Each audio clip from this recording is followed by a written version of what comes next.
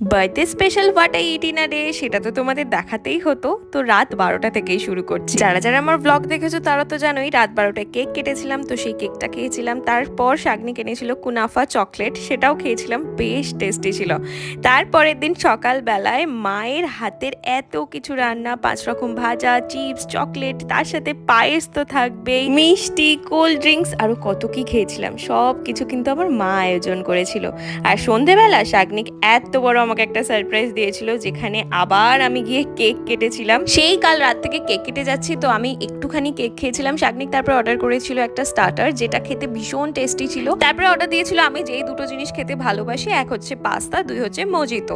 আমার দুটোই একদমই ভালো লাগেনি। তারপরে আমাদের একটা বার্থডে ইনভিটেশন পার্টি ছিল, সেখানে গিয়ে চিকেন, মাটন, মাছ, পোলাও, অনেক কিছু খেয়েছিলাম। সবকিছু আমি নিজে খেতে পারিনি, কিন্তু তোমাদের সাথে শেয়ার করলাম। তো চলো টাটা, সাবস্ক্রাইব করতে কিন্তু একদমই ভুলবে না।